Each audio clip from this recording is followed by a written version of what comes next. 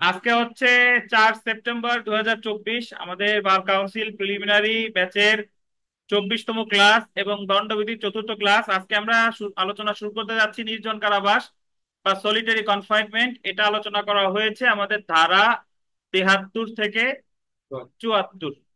Underline করেন, দণ্ডবিধির ধারা 73 থেকে 74, নির্জন কারাবাস বা সলিটারি কনফাইনমেন্ট। তো নির্জন কারাবাস আসলে কি?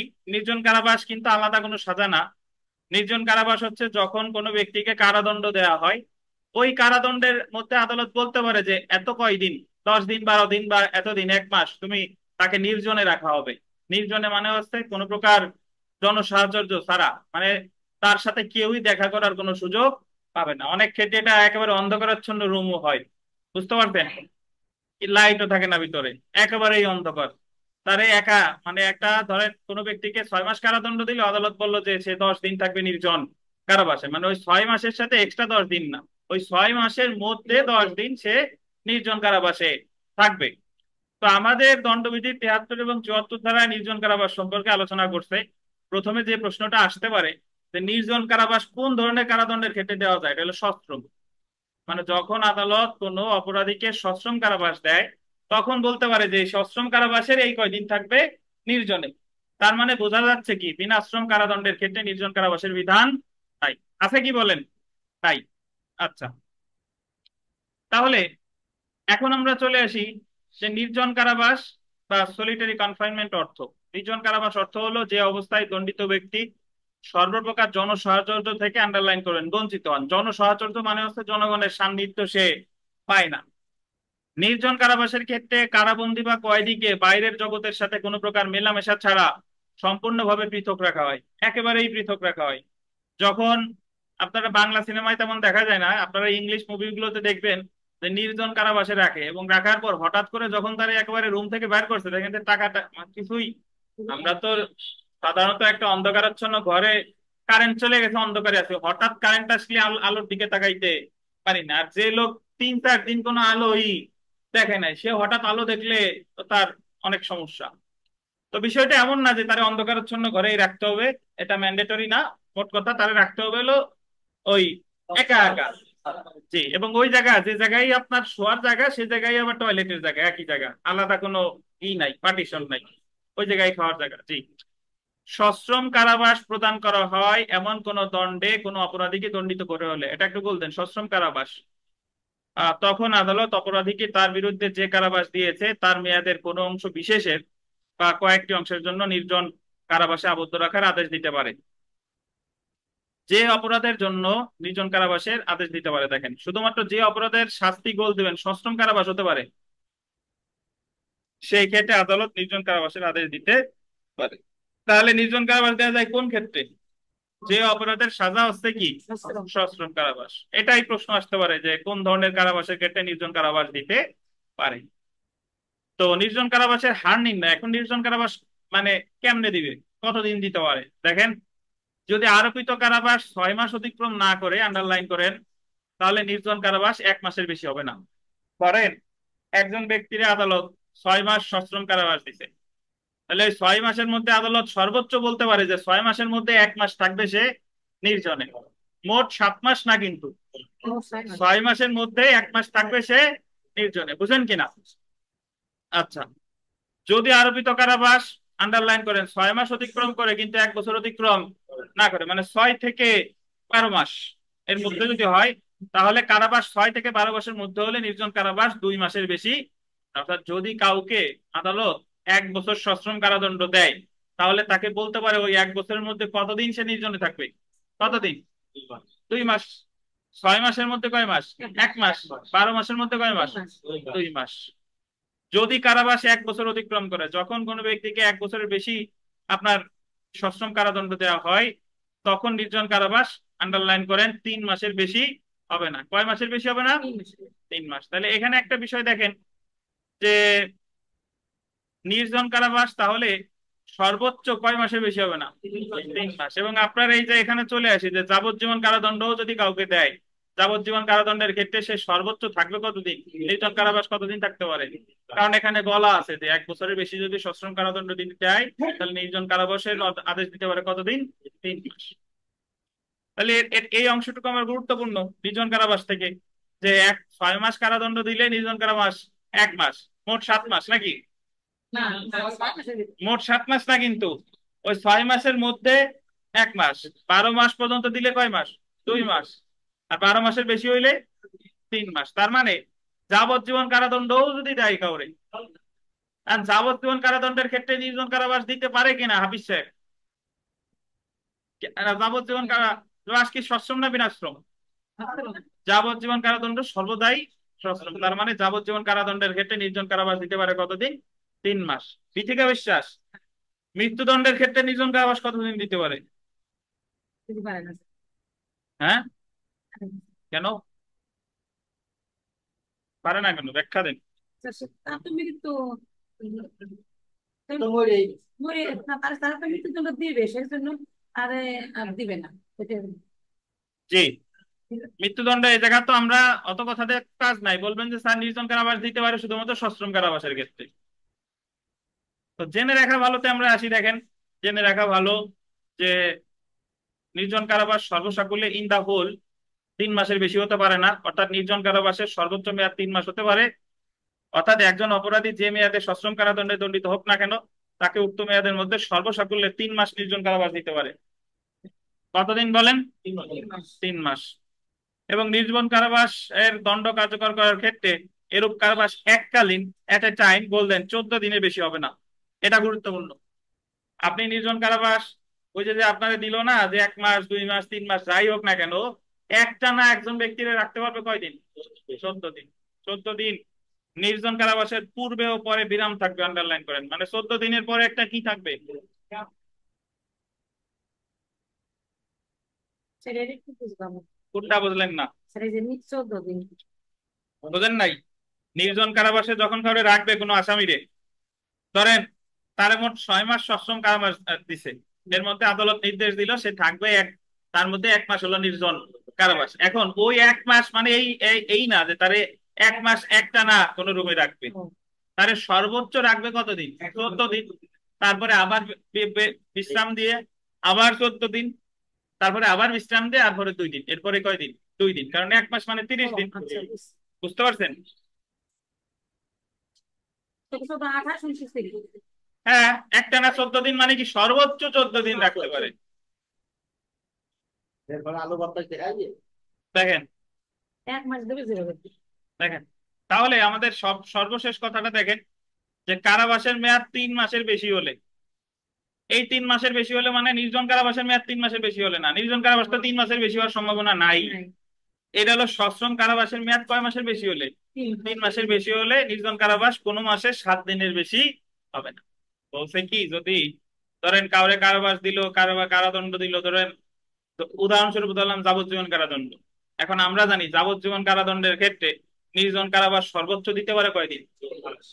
3 মাস। এখন এই 3 মাসের মধ্যে আমরা আগে জানলাম একটা না কয়দিনের বেশি হবে না, 14 দিনের। কিন্তু আলাদা আরেকটা নিয়ম করে দিছে, যে ক্ষেত্রে কোনো ব্যক্তিকে কারাবাস দেওয়া হয় 3 মাসের বেশি, যাবজ্জীবন কারাদণ্ড ডেফিনেটলি 3 মাসের বেশি, তাহলে নির্জন কারাবাস প্রতি মাসে রাখা যাবে কতদিন, 7 দিন। 7 দিন। প্রতি মাসে 7 দিন রাখা গেলেও একটা না 14 দিন রাখার সুযোগ আছে, আছে কিনা? মাসের 7 দিন। জি, বুঝতে পারছেন? তাহলে যখন কোনো ব্যক্তির টোটাল কারাবাসের মেয়াদ মানে সশ্রম কারাবাসের মেয়াদ কয় মাসের বেশি, 3 মাসের বেশি, তাহলে নির্জন কারাবাস কয় দিনের বেশি হবে না, 7 দিন। প্রতি মাসে 7 দিনের বেশি হবে না। এই হলো নির্জন কারাবাস। এই জায়গা থেকে পেঁয়াজ টেস্ট দিয়ে অনেক প্রশ্ন বানানো যায়, বাট মূল থিম আপনি বুঝতেন কিনা আমি আবার বলি। নির্জন কারাবাস আছে 73 74 দ্বারাই। নির্জন কারাবাস দেওয়া যায় সশ্রম কারাদণ্ডের ক্ষেত্রে 6 মাস পর্যন্ত, সশ্রম কারাদণ্ড হলে নির্জন কারাবাস 1 মাস, 12 মাস পর্যন্ত হইলে 2 মাস, 12 মাসের বেশি হলে কত, 3 মাস। নির্জন কারাবাস 14 দিনের বেশি একটানা হবে না। আর যদি যখন সশ্রম কারাবাসের মেয়াদ 3 মাসের বেশি, তখন নির্জন কারাবাস প্রতি মাসে 7 দিনের বেশি হবে না। এই হলো মূল কথা। এটা এত বুঝতেন কিনা? তানভীর আলম খান, বুঝতেন কিনা ভাই?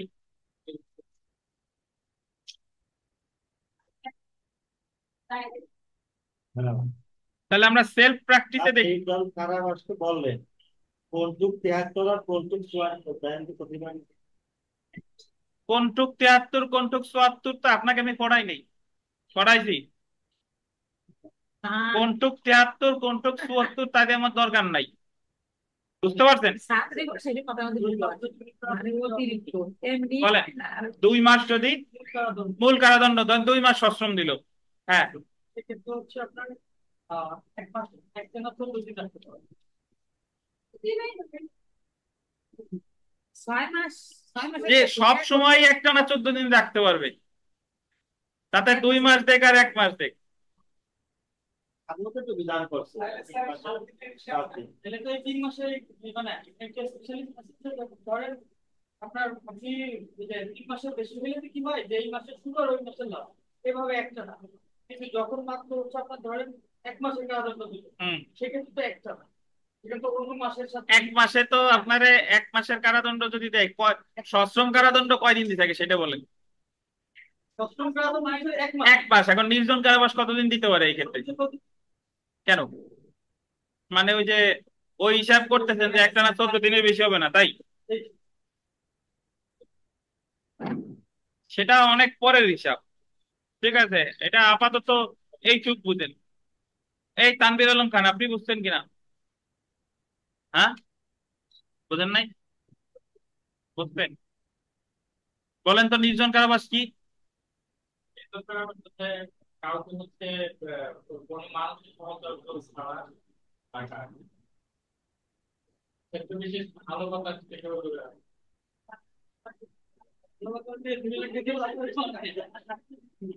তারে একেবারে বাক্সবন্দি কইরা রাইখে দেবে যে আলো বাতাসও যাতে না পাই কিছু, ঠিক আছে। এরকম একটা দেখছিলাম হচ্ছে কেডি পার্কের আদালতে একজনকে ডিসমিস করা হচ্ছে, রাখা হচ্ছে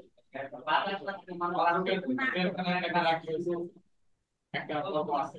আচ্ছা, ধন্যবাদ। দেখেন আমাদের সেলফ প্র্যাকটিস প্রশ্ন দেখেন, সে জায়গা মোটামুটি যা আছে সবই আসার মতো প্রশ্ন, এখানে যা আছে যতগুলা প্রশ্ন আছে নির্জন কারাবাস থেকে প্রশ্ন আসে নাই কখনো, সো এটা খুব ভেরি ভেরি ইম্পর্টেন্ট।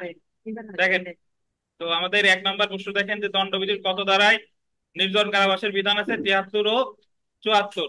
3 নম্বর দেখেন, নির্জন কারাবাস সর্বসাকুল্যে 1.5 দিনের বেশি হবে না, কয় কয় মাসের? 3 মাসের বেশি। দণ্ডবিধির অধীন নির্জন কারাবাসের সর্বোচ্চ মেয়াদ হলো কতদিন? 3 মাস। এককালীন নির্জন কারাবাস সর্বোচ্চ মেয়াদ হতে পারে কত?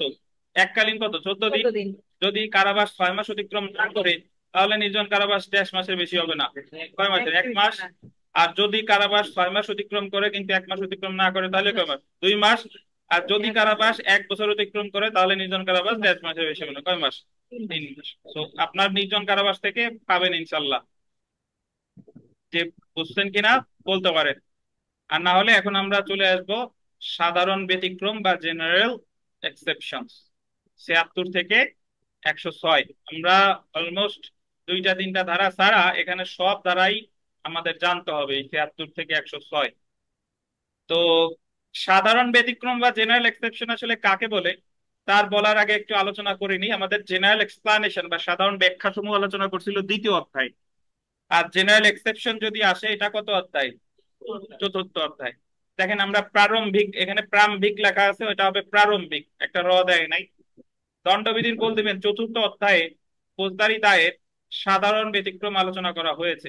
দণ্ডবিধির 76 থেকে 106 ধারায় কিছু কার্য, আন্ডারলাইন করবেন, কার্য বা কার্য বিরতিকে অ্যাক্টস এন্ড ওমিশন, অ্যাক্টস মানে কার্য, ওমিশন মানে কার্য বিরতি, ফৌজদারি দায় হতে অব্যাহতি দেওয়া হয়েছে। সেই সকল কার্য বা কার্যবিরতি গুলোকে ফৌজদারি দায়ের ব্যতিক্রম বা জেনারেল এক্সেপশন বলে। এটা তো আমরা পড়লাম বইয়ের ভাষায়। আমাদের ভাষায় একটু বুঝি যে সাধারণ ব্যতিক্রম আসলে কি।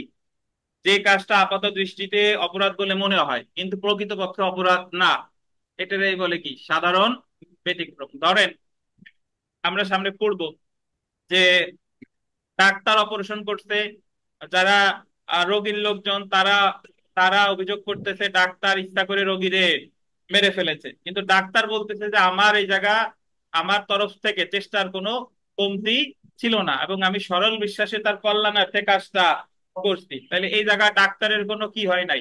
অপরাধ হয় নাই। আবার আমাদের বিধান আছে 82 ধারায় যে 9 বছরের কম বয়স্ক কোনো ব্যক্তি সে যদি যত বড়ই অপরাধ করুক না কেন তাকে অপরাধী হিসেবে দণ্ড দেওয়া যাবে না, তাকে দায়ী করা যাবে না, তাকে ফৌজদারি দায়ী হতে অব্যাহতি দেওয়া হয়েছে। আরো ভালো বোঝা যায় যে তানভীর আলম খান রে একজন ব্যক্তি গুলি করতে আসলো, এখন তানভীর আলম খান উল্টা তাকে গুলি করে মেরে ফেললে এখানে তানভীর আলম খানের আপাত দৃষ্টিতে মনে হচ্ছে যে তানভীর আলম খান খুন করছে, বাট অ্যাকচুয়ালি সে খুন করলেও এটা তার কোনো অপরাধ হয় নাই। কেন হয় না আমরা সামনে পড়বো, যে যদি কাউকে হত্যা করতে আসে তাহলে সে যদি তাকে হত্যা এমন হয় যে আমি যদি তাকে না মারি আমি নিজেই মরে যাবো। মারা যাবো, তাহলে আমি আত্মরক্ষার্থে তার মৃত্যু ঘটালেও এটা অপরাধ হিসেবে গণ্য হবে না। এগুলো আছে জেনারেল এক্সেপশন, আপাত দৃষ্টিতে যেটা মনে হয় অপরাধ কিন্তু প্রকৃতপক্ষে কি অপরাধ না, সেটারাই বলে জেনারেল এক্সেপশন। এখন কোন কোন ক্ষেত্রে আপনি এই সুবিধাগুলো পেতে পারেন সেটাই আলোচনা করছে আমাদের ৭৬ ধারা থেকে কত ধারা, ১০৬ ধারা। এখন একটা কথা আছে, কথাটা হলো যে সাধারণত যে মামলা দায়ের করে বা মামলা দায়ের করে ফৌজদারি মামলার ক্ষেত্রে রাষ্ট্রপক্ষ বা অভিযোগকারী বা কমপ্লেইনেন্ট বলে, আমরা বাদীও বলি। আর দেওয়ানি মামলার ক্ষেত্রে করে বাদী, আর মামলায় প্রতিদ্বন্দ্বিতা করে বিবাদী। তো আমরা এখানে একটা জিনিস জানেন কিনা, যে আমরা যেই মামলা দায়ের করবে, ফৌজদারি মামলা যে করবে তারই প্রমাণ করা লাগবে, দেওয়ানি মামলা যে দায়ের করবে তারই প্রমাণ করা লাগবে। যার বিরুদ্ধে করলো তার কিন্তু কোনো ঠেকা পড়ে নাই কোনো কিছু প্রমাণের জন্য। আমার বিরুদ্ধে যদি কেউ হত্যা মামলা করে তাহলে যে করছে তার প্রমাণ করা লাগবে যে আমি আসলে হত্যা করছি কিনা, আমার এই জায়গায় কিন্তু কোনো কিছু প্রমাণ করার কিছু নাই। এখন বাট আমি যদি বলি যে হত্যা আমি করছি ঠিকই কিন্তু ওই তারে হত্যা না করলে তো আমি নিজেই মারা যেতাম, আসামি বলতেছে এই কথা, তাহলে আসামি এই জায়গায় সাধারণ ব্যতিক্রমের আশ্রয় নিতে যাচ্ছে, তাহলে তার এই ঘটনাটা যে সাধারণ ব্যতিক্রমের মধ্যে পড়ে তা আসামিকেই প্রমাণ করতে হবে, এটাই বলা আছে সাক্ষ্য আইনের ১০৫ ধারায়। তার মানে পরীক্ষায় প্রশ্ন আসে যে সাধারণ ব্যতিক্রম কে প্রমাণ করে, রাষ্ট্রপক্ষ না অভিযুক্ত পক্ষ? অভিযোগকারী না, অভিযুক্ত। অভিযুক্ত মানে যার বিরুদ্ধে অভিযোগ করছে সে।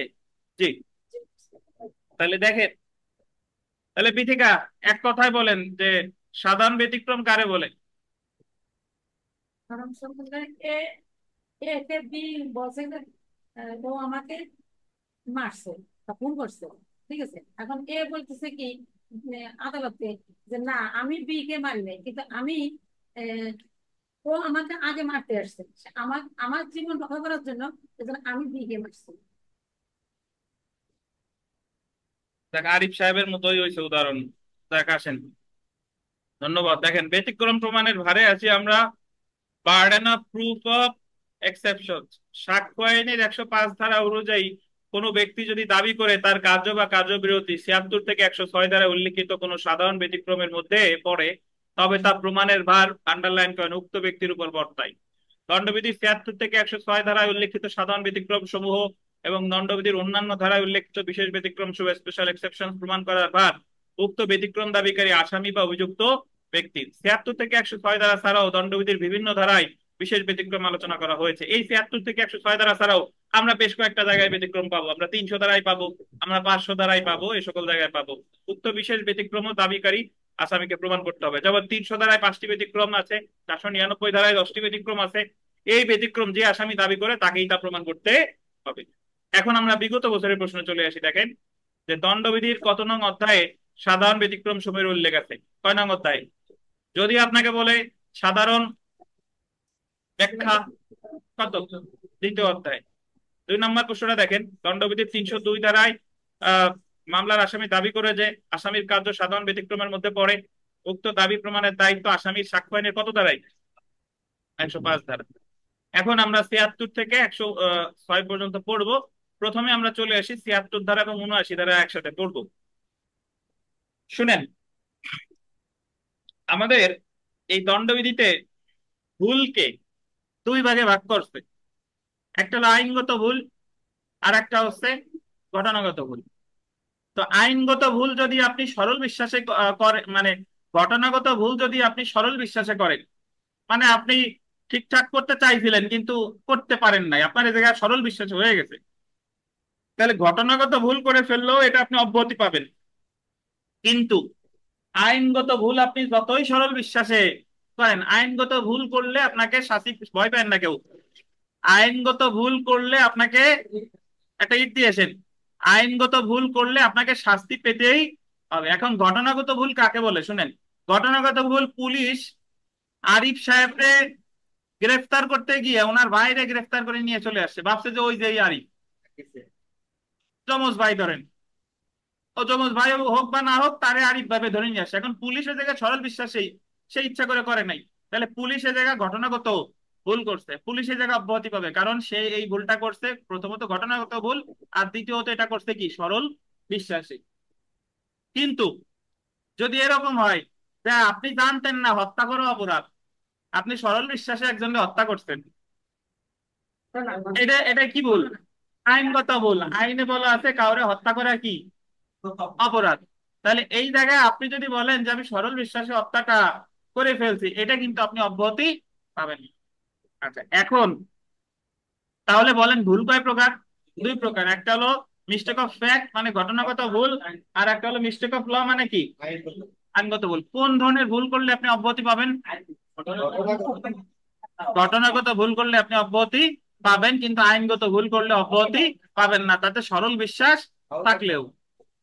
দেখেন, দণ্ডবিধির 76 থেকে 79 ধারা আইনের সাধারণ নীতি স্বীকৃতি দিয়েছে যে, আন্ডারলাইন করবেন, ঘটনার অজ্ঞতা অব্যাহতির অজুহাত হতে পারে, কিন্তু আইনের অজ্ঞতা অজুহাত কোনো অজুহাত নহে। Ignorance of fact is excusable but ignorance of law is not excusable. যদি বলে যে ঘটনার অজ্ঞতা অব্যাহতির অজুহাত হতে পারে, কিন্তু আইনের অজ্ঞতা অব্যাহতির অজুহাত হতে পারে না, কত কত ধারায় বলছে, 73 আর 79।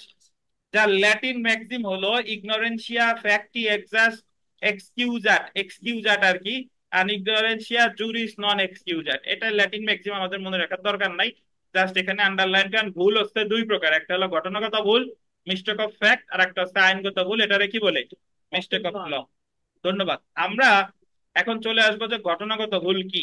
দেখেন, ঘটনাগত ভুল বা মিস্টেক অফ ফ্যাক্ট, ঘটনাগত ভুল বা মিস্টেক অফ ফ্যাক্ট হলো, আন্ডারলাইন করবেন, অঘটনজনিত কোনো ভুল, এটা গোল দিবেন পূর্ব পরিকল্পনা অনুযায়ী কোনো ভুল না।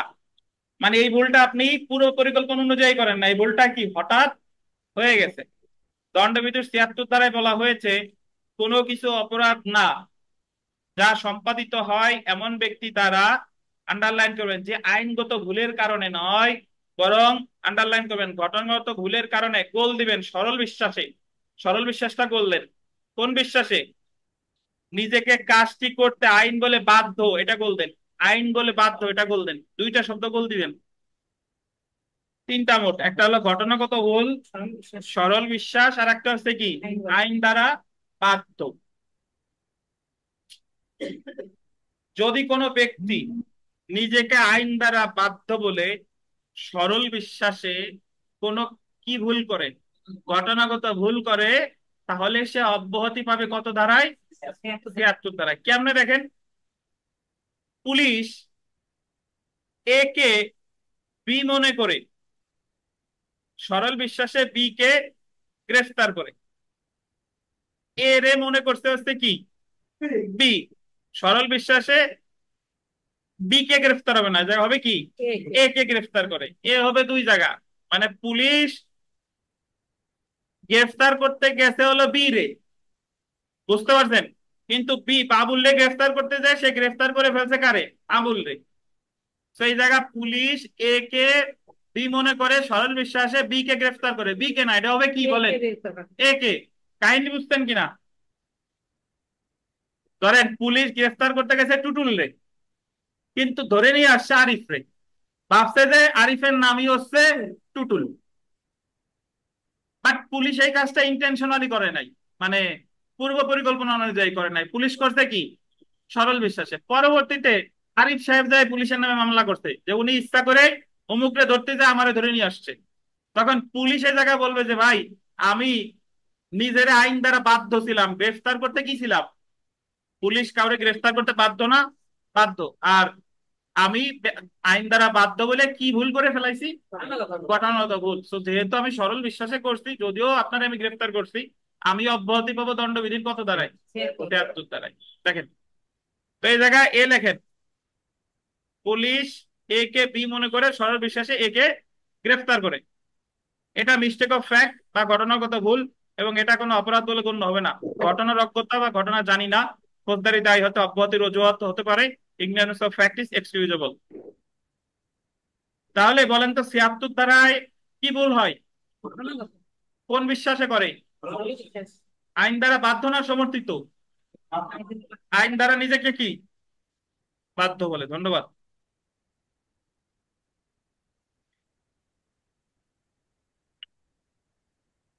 তিয়াত্তর ধারার আরো উদাহরণ আছে এরকম, শুনেন। ধরেন ঊর্ধ্বতন কর্মকর্তা সৈনিকদের বলছে যে জনতার উপর গুলি চালাও, জনতার উপর সৈনিক গুলি চালাইছে। এখন এই জায়গায় যদি হাজার হাজার লোক মারা গেছে, ওই সৈনিককে দায়ী করা যাবে না, সে আইন দ্বারা বাধ্য ছিল। বুঝতে পারছেন? কার দ্বারা? ওই যে পুলিশ। উপরস্থ কর্মকর্তা দ্বারা। আর এই জায়গায় সে কি ভুল করছে? ঘটনাগত ভুল করছে। আইন দ্বারা বাধ্য বলে তার তো ওই জায়গায় কোনো অপশন ছিল না, সে গুলি করছে। তাহলে সে ওই যে সৈনিকের জায়গায় অব্যাহতি পেতে পারে দণ্ডবিধির কত দ্বারাই? ৭৬ দ্বারাই।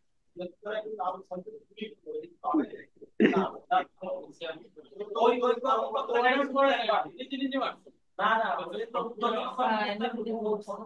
আচ্ছা, সেটা আমরা পরে আসতেছি, ওই প্রেক্ষাপটটা পরে। ওটা আবার প্রাইভেট ডিফেন্সও পড়ে। দেখেন, আত্মরক্ষার অধিকার সবার আছে। ভাই এটা বলা যাবে না। সে দেখালো যে আমারও আচ্ছা, ওই অপ্রাসঙ্গিক কথা, বিতর্ক দুই দুই সাইড ভাগ করে দেবানি, তারপর শুনবানি, আপাতত থামেন। দেখেন, হ্যাঁ পারবানি, ঠিক। দেখেন, দেখেন, আচ্ছা ঠিক আছে, আয়োজন করবানি, আসেন। আইনগত ভুল, এই আইনগত ভুল দেখেন, মিস্টেক অফ ল। আইনগত ভুল বা মিস্টেক অফ ল অর্থ হলো কোনো প্রাসঙ্গিক বিষয় সম্পর্কে বিদ্যমান আইন বা অন্যভাবে কোনো আইন সম্পর্কে ভুল ধারণা, একই সাথে আইন কি সেই সম্পর্কে ভুল ধারণা। আইন জানি না, এই কারণে কোনো ব্যক্তি ফৌজদারি দায় হতে অব্যাহতি পেতে পারে না। কারণ আইন জানি না, এটা ফৌজদারি দায় হতে অব্যাহতি পাওয়ার কোনো অজুহাত হতে পারে না। Ignorance of law is no excuse. এখন ৭৬ দ্বারা তো আমরা পড়লাম, ৭৯ দ্বারা পড়ি নাই। ৭৯ দ্বারায় আসলে কি বলছে? ৭৯ দ্বারায় যা বলছে তা বলার আগে আমি একটু বলে নিই। ৭৬ ধারায় বলছিল যদি কোনো ব্যক্তি নিজেকে আইন দ্বারা বাধ্য বলে সরল বিশ্বাসে ঘটনাগত ভুল করে, তাহলে সে অব্যাহতি পাবে ৭৬ ধারায়। আর ৭৯-তে বলছে যদি কোনো ব্যক্তি নিজের আইন দ্বারা সমর্থিত, আইন দ্বারা, জাস্ট পার্থক্য দুইটা কথা, ওই জায়গা ছিল আইন দ্বারা বাধ্য, আর ৭৯ হচ্ছে কি সমর্থিত। এই জায়গায় ঘটনাগত ভুল, ৭৬ ঘটনাগত ভুল, ৭৯ ঘটনাগত ভুল। ৭৬ ছিল সরল বিশ্বাস, ৭৯ তো সরল বিশ্বাস। জাস্ট ৭৬ ছিল আইন দ্বারা বাধ্য, আর ৭৯ তো আইন দ্বারা সমর্থিত। এটার অর্থ কি? সমর্থিত মানে যে কাজ করতে আপনি বাধ্য না, বাট আপনি করলে করতে পারেন। কেমনে? আমরা ফৌজদারি কার্যবিধির ৫৯ ধারা অনুযায়ী জানি একজন সাধারণ ব্যক্তি, বেসরকারি ব্যক্তিরও কাউকে গ্রেফতার করার ক্ষমতা আছে যদি তার সামনে কোনো আমলযোগ্য জামিন অযোগ্য অপরাধ সংগঠিত হয়, তাহলে সে গ্রেফতার করতে পারে। এখন ধরেন আরিফ সাহেব যাচ্ছিল এখান থেকে পড়ে বাড়ি, উনি ওনার বাসার পাশে দেখলো দুই পক্ষ মারামারি করতেছে, একজন আর একজনের মাথায় একেবারে ধরেন ওই কুড়াল দিয়ে কোপ দিতে যাচ্ছিল, আর কোপ দিলেই সে কি হয়ে যাবে? মার্ডার হয়ে যাবে। তা আরিফ সাহেব কোপ দেওয়ার আগে তারে ধইরা নিয়ে আসছে গোপালগঞ্জ থানায়, বলে যে তুমি এই যে আমল অযোগ্য, সরি আমল যোগ্য এবং জামিন অযোগ্য অপরাধ করছিলে, এই কারণে তোমার আমি ধরিয়া নিয়ে আসছি। এখন যে কোপ দিতে গেছিল সে আবার বলতেছে যে আমারে যে কোনো ভুল হয় নাই, বরং আপনি আমারে গ্রেফতার করে ভুল করছেন। কেন? কারণ ওরে তো আমি কোপ দিতে যাচ্ছিলাম, তার আগে তো ও আমারে কোপাইতে আসছিল। ওরে যদি আমি কোপ না দিতাম তাহলে তো আমি নিজেই মারা যেতাম। তো আমি তো আমার আত্মরক্ষার অধিকার প্রয়োগ করতেছিলাম, আপনি বরং আমারে শুধু শুধু ধরে নিয়ে আসছেন। তখন আরিফ সাহেব বলবে তাহলে আমারও কোনো অপরাধ হয় নাই, কারণ আমি তো সরল বিশ্বাসে আমি নিজেরে ফৌজদারি কার্যবিধির ৫৯ ধারা অনুযায়ী নিজের আইন দ্বারা কি ভাবছি, সমর্থিত ভাইবে তোমারে ধরে নিয়ে আসছি। এই জায়গায় আমার ঘটনাগত ভুল হয়েছে, যেহেতু আমি কাজটা সরল বিশ্বাসে করছি, তো আমি অব্যাহতি পাবো দণ্ডবিধির কত ধারায়? ৭৯ টা। তাহলে ৭৩ আর ৭৯-র মধ্যে পার্থক্য কিন্তু অ্যাকচুয়ালি একটা উপাদান, আর বাকি সব এক। ৭৩ হলো ওই ব্যক্তি আইন দ্বারা কি ছিল, ধরেন পুলিশের সামনে যদি কাউকে অপরাধ করে, পুলিশ আমলযোগ্য আমল অযোগ্য, পুলিশ কিন্তু তারে ধরতে কি বাধ্য। কিন্তু একজন সাধারণ ব্যক্তি ধরতে কিন্তু বাধ্য না, তারে কি দিছে আদালত? তারে ক্ষমতা দিতে, বাট সে কিন্তু ওটা দ্বারা কি বাধ্য না। তাহলে সাধারণ ব্যক্তি অব্যাহতি পাবে কত দ্বারাই? ৭৯ দ্বারাই। আর পুলিশ যদি আইন দ্বারা বাধ্য বলে ঘটনাগত ভুল করে, সে অব্যাহতি পাবে কত দ্বারাই? এখন আপনি এই জায়গায় পুলিশের উদাহরণ দেওয়া মানে যে এটা শুধু পুলিশের ক্ষেত্রে প্রযোজ্য বিষয়টা তা না, অন্যান্য সকল ক্ষেত্রেও প্রযোজ্য হতে পারে। দেখেন একটু করি শর্ত সমূহ। ৭৬ থেকে ৭৯ ধারার মধ্যে পার্থক্য: ৭৬ এবং ৭৯ উভয় ধারার ঘটনাগত ভুলকে ফৌজদারি দায় হতে অব্যাহতি পাওয়ার অজুহাত হিসেবে ব্যবহার করা হলেও ৭৬ এবং ৭৯ ধারার মধ্যে পার্থক্য হলো ৭৬ ধারা প্রযোজ্য হবে যদি ব্যক্তি নিজেকে আইন বলে গোল দেন। বাধ্য। আইন বলে কি বলে বলেন? বাধ্য। আপনারা যারা অন্যরা আছেন, আপনারা কি শুনতে সমস্যা হচ্ছে কিনা? কাইন্ডলি রেসপন্স করেন। জি না অনলাইনে যারা স্যার, আছেন কেটে কেটে শুনতে আসতেছে। পাচ্ছেন? জি স্যার, স্যার মাঝে মাঝে হয় স্যার, মাঝে মাঝে শব্দ বন্ধ হয়ে যায়। স্যার কেটে কেটে আসছে স্যার কথা। কেটে কেটে আসে? কেমন কাটা? জি জি স্যার। স্যার। ৩23 না ২৬? Hello, 323 sir.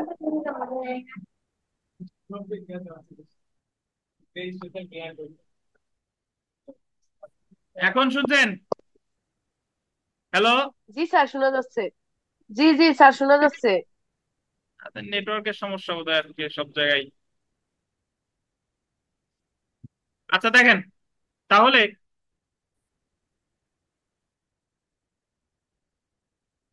৭৬ ধারা প্রযোজ্য হবে যদি কোনো ব্যক্তি নিজেকে আইন দ্বারা কি মনে করে? বাধ্য। A person believes himself, underline to be bound by law. Bound by law মানে হচ্ছে আইন দ্বারা বাধ্য বলে মনে করে, সরল বিশ্বাসে গুড ফেইথ কোনো কাজ করে, তাহলে তো অপরাধ বলে গণ্য হবে না। ৭৯ দ্বারা প্রযোজ্য হবে যদি কোনো ব্যক্তি নিজেকে আইন দ্বারা গোল দিবেন সমর্থিত বলে মনে করে। A person believes himself to be গোল দিবেন justified by law. Justified by law মানে হচ্ছে আইন দ্বারা সমর্থিত, আর বাউন্ড বাই ল মানে হচ্ছে আইন দ্বারা বাধ্য। সরল বিশ্বাসে কোনো কাজ করে তাহলে তো অপরাধ হিসেবে গণ্য হবে না। সংক্ষেপে মনে রাখুন, ৭৬ এবং ৭৯ ধারায় ঘটনাগত অজ্ঞতা বা ভুল ফৌজদারি দায় হতে অব্যাহতি পাওয়ার অজুহাত হিসেবে ব্যবহার করা যেতে পারে, কিন্তু আইনের অজ্ঞতা ফৌজদারি দায় হতে অব্যাহতির কোনো অজুহাত হিসেবে ব্যবহার করা যাবে না। আমরা সেলফ প্র্যাকটিসে একটু যদি দেখি, ১ নম্বর প্রশ্ন, যে দণ্ডবিধির কত ধারা থেকে কত ধারা পর্যন্ত ফৌজদারি অপরাধের সাধারণ ব্যতিক্রম আলোচনা করা হয়েছে? কত ধারা? ৭৬ থেকে ১০৬। এ জায়গা মোটামুটি যে প্রশ্ন আছে পারবেন। ১০ নম্বর প্রশ্নটা আমরা চলে আসি। দেখেন ১০ নম্বর, যে করিম একজন সৈনিক, সে তার ঊর্ধ্বতন কর্মকর্তার আদেশে জনতার উপর গুলি চালায়। এখানে আদেশটা দিছে কে? ঊর্ধ্বতন কর্মকর্তা। এতে করে ৫ জন ব্যক্তি গুরুতর ভাবে জখম হয়। করিম কোনো অপরাধ করছে কিনা? এই জায়গা সৈনিক কোনো অপরাধ করতে পারে না, সে তো উপরস্থ কর্মকর্তার আদেশ দ্বারা বাধ্য ছিল। এই যে এরকম আপনার ইয়া আমাদের হাফিজ কিন্তু এই জায়গায় ঘটনাগত ভুল করতেছে, সরল বিশ্বাসে ঘুমাই গেছে। দেখেন তো ১১ নম্বরটা দেখেন, ১১ নম্বর অবশ্যই দেখেন, ১১ নম্বর দেখেন। জি,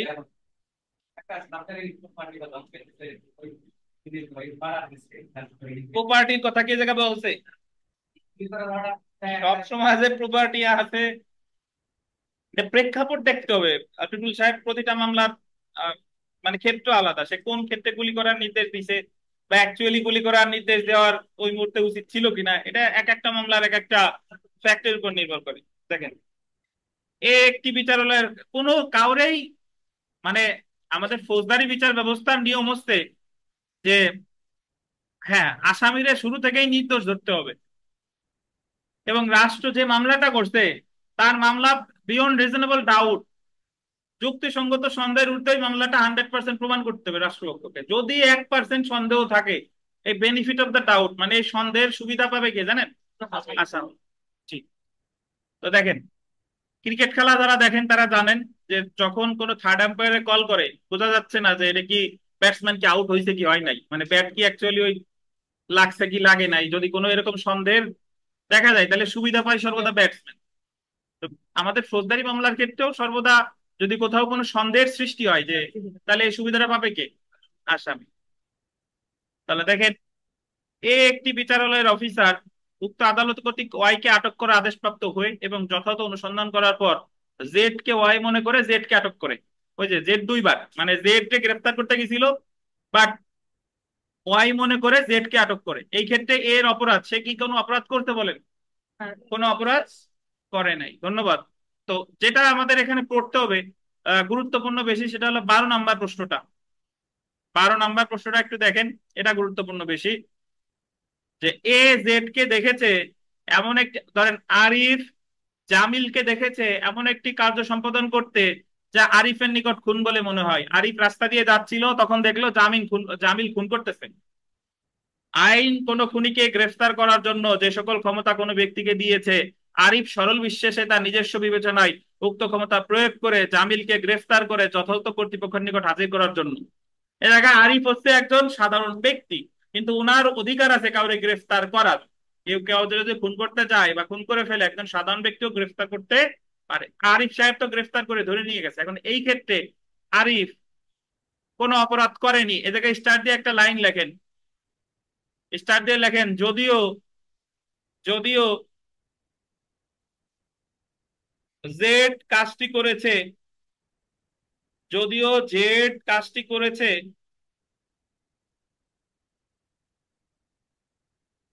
বৈধ আত্মরক্ষার অধিকার প্রয়োগকালে, যদিও জেড কাজটি করেছে বৈধ আত্মরক্ষার অধিকার প্রয়োগকালে,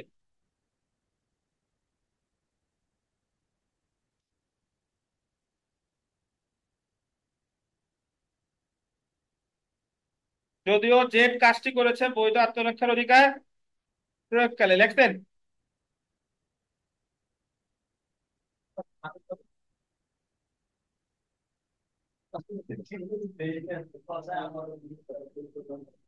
লিখেছেন ভাই? যদিও জেড কাজটি করেছে বৈধ আত্মরক্ষার অধিকার প্রয়োগকালে। এটার অর্থ হলো, এটার অর্থ হলো, হ্যালো, যদিও আপনার এই যে যে কাজটা সে করছে, এই কাজটা সে তো যদিও ধরে নিয়ে গেছে, কিন্তু সেও সরল বিশ্বাসে ধরে নিয়ে গেছে। আর যারা ধরে নিয়ে গেছে সে কাজটা করতেছিল কিভাবে? তার আত্মরক্ষার অধিকার প্রয়োগকালে, তার আত্মরক্ষার অধিকার প্রয়োগকালে। বুঝতে পারছেন?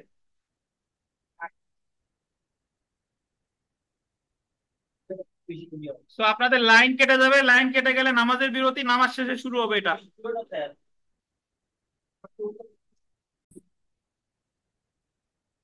তো ৭৬ এবং ৭৯ দ্বারা আমরা পড়লাম। ৭৬ ধারায় ঘটনাগত ভুল, ৭৯ ধারায় ঘটনাগত ভুল। শুধু পার্থক্য, ৭৬ ধারায় যে কাজটা করা হয়েছে সেটা হচ্ছে আপনার আইন দ্বারা বাধ্য বলে, আর ৭৯ ধারায় যেটা করা হয়েছে সেটা হলো আইন দ্বারা সমর্থিত বলে। আমরা ৭৭ ধারায় চলে আসি। দেখেন যে বিচারক যদি কোনো ভুল করে তাহলে তিনি অব্যাহতি কিভাবে পেতে পারে। বিচারিক কার্য বা জুডিশিয়াল অ্যাক্ট ধারা ৭৭ এবং ৭৮। ৭৭ ধারা বিচার কার্য সম্পাদনকারী বিচারকের ক্ষেত্রে প্রযোজ্য, এবং ৭৮ ধারা আদালতের আদেশ অনুসারে কার্য সম্পাদন করেছে এমন কর্মকর্তার ক্ষেত্রে প্রযোজ্য। ৭৭ ধারায় কি বলছে সেটা আগে একটু দেখে দেখেন। ৭৭ ধারার অধীনে বিচারকের কার্য ফৌজদারি দায় হতে অব্যাহতি পাবে যদি বিচারক বিচারিক কার্য সম্পাদন করে এমন কার্যটি করে, আইন প্রদত্ত ক্ষমতা বলে কার্যটি সম্পাদন করে, এবং এমন ক্ষমতা আইন দ্বারা তাকে দেওয়া হয়েছে বলে, আন্ডারলাইন করেন, সরল বিশ্বাসে বিশ্বাস করে। ধরেন যদি কোনো বিচারকের বিরুদ্ধে কোনো মামলা করা হয় যে সে ইচ্ছা করে একজনের ফাঁসি দিছে, ইচ্ছা করে সে আদেশটা দিছে, ইচ্ছা করে তার সম্পত্তি ক্রোধ করছে, তাহলে বিচারক এই ক্ষেত্রে উনার জন্য ঢাল হিসেবে কাজ করবে আমাদের দণ্ডবিধির কত দ্বারা? ৭৭ দ্বারা। উনি বলতে পারে যে এটা হচ্ছে, আমি যখন কাজটা করছিলাম আমার অফিসিয়াল দায়িত্ব পালনে করছিলাম, আমি করছি সরল বিশ্বাসে, আমার মনে কোনো কুচিন্তা ছিল না, পুরো সাদা ছিল। তো এই কারণে সরল বিশ্বাসে সে করে বিচারক অব্যাহতি পাবে। বিচারকের ঢাল হলো কত দ্বারা? ৭৭ দ্বারা। যেমন দেখেন, কোন বিচারক আইনের ভুল পাঠ মনে করে যে কোনো একটি বিষয় তার এখতিয়ারাধীন, ধরেন সে ভাবলো যে সে হুলিয়া জারি করে নাই, সে ক্রোক করতে পারে, এই বিশ্বাসে সে একটি আদেশ প্রদান করে, সে ক্রোকের আদেশ দিল, উক্ত আদেশের জন্য সে কি হবে না? দায়ী হবে না। আমরা জানি যে হুলিয়া যে যে আদালত দিবে, ক্রোকও সে আদালত করবে, কিন্তু যে হুলিয়া দেয় নাই সে ক্রোক করছে, তাহলে সে যদি ক্রোক করে তার ক্রোক আদেশটা কি হয় নাই? বৈধ হয় নাই। বা একজন বিচারক শুধু শুধু আরেকজনকে ইচ্ছা করে ফাঁসি দিছে, তার বিরুদ্ধে আপনি মামলা করলেন যে বিদ্বেষ প্রসূত ভাবে সে রায়টা প্রদান করেছে, তখন বিচারকের জন্য আহ, ঢাল হিসেবে কাজ করবে কত দ্বারা? ৭৭ দ্বারা। সে বলবে যে এই কাজটা আমি করছি কি সরল বিশ্বাসে, আর আমি ভাবছি আমার এটা আমার এখতিয়ারাধীন ছিল। আমরা ৭৮ ধারায় চলে আসি। দেখেন ৭৮ ধারা, ৭৮ ধারার ক্ষেত্রে শর্ত সমূহ। ৭৮ ধারা অনুযায়ী আদালতের আদেশ অনুসারে কার্য সম্পাদনকারী কোনো কর্মকর্তার কার্য ফৌজদারি দায় হতে অব্যাহতি পেতে পারে। আন্ডারলাইন করেন, আদালতের আদেশ অনুযায়ী, আদেশটা দিচ্ছে আদালত আর কাজটা করছে কোনো কর্মকর্তা। আহ তিনি তিনি কার্যটি আদালতের আদেশ অনুযায়ী করে, যে কাজটা করছে সে করছে কিভাবে? আদালতের আদেশ অনুযায়ী, এবং যখন আদেশটি বলবৎ ছিল উক্ত সময় কার্যটি সম্পাদন করে। এই আদেশ দিতে আদালতের এখতিয়ার ছিল কি ছিল না তা বিবেচ্য বিষয় না, কিন্তু যে কর্মকর্তা কার্যটি সম্পাদন করেছে সে গোল দিবেন সরল বিশ্বাসে। আদালত মানে সরল বিশ্বাস করে আদালতের এমন এখতিয়ার ছিল, অর্থাৎ আদালতের আদেশ অনুযায়ী যদি কেউ কোনো কাজ করে, পরবর্তীতে দেখা গেল যে আদালতের ওই আদেশটা দেওয়ার ক্ষমতাই ছিল না, বাট ওই লোক তো কাজটা করে ফেলছে, এখন সে অব্যাহতি পাবে কত ধারায়? 78 ধারায়। যেমন দেখেন, বিচারকের আদেশ অনুযায়ী জল্লাদ কোনো দণ্ডিত ব্যক্তির ফাঁসি কার্যকর করলে জল্লাদের এমন কোনো কার্য অপরাধ হবে না। ওই যে বিচারক ধরেন ভুল ক্রমে দিয়ে দিছে ফাঁসি, আবার জল্লাদ ওই ফাঁসি কার্যকর করে ফেলছে, পরে জানা গেল যে বিচারকের ফাঁসি দেওয়ার ক্ষমতা তাই, তাহলে এক্ষেত্রে জল্লাদ অব্যাহতি পাবে কত ধারায়? 78 ধারায়। তাহলে আমি এখানকার মনে রাখবো 76 ধারা সরল বিশ্বাসে ঘটনাগত ভুল করছে আইন দ্বারা বাধ্য হয়ে, 76-এর সাথে মনে রাখবো 79, এটা করছে আইন দ্বারা সমর্থিত হয়ে। 77 বিচারক সরল বিশ্বাসে কাজ করলে বিচারক অব্যাহতি পাবে 77, আর আদালতের নির্দেশ অনুযায়ী কেউ কোনো কাজ করলে সে অব্যাহতি পাবে কততে? 78। তো এখন আমরা যদি দেখি যে 77 এবং 78-এর মধ্যে অ্যাকচুয়ালি কোনো পার্থক্য আছে কিনা, পার্থক্য আছে।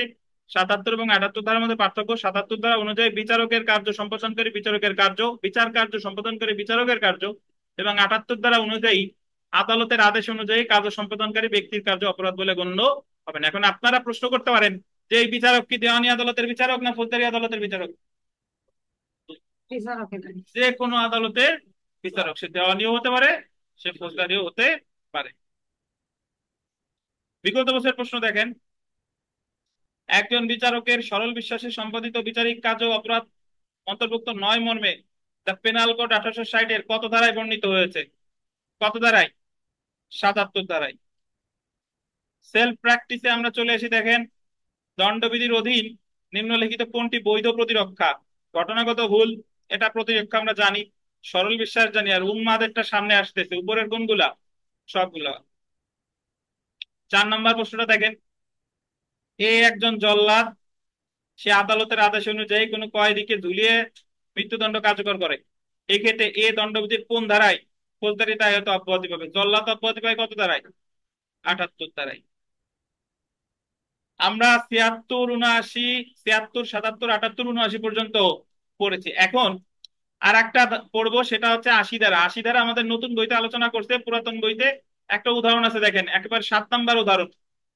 7 নাম্বার উদাহরণ দেখতেন?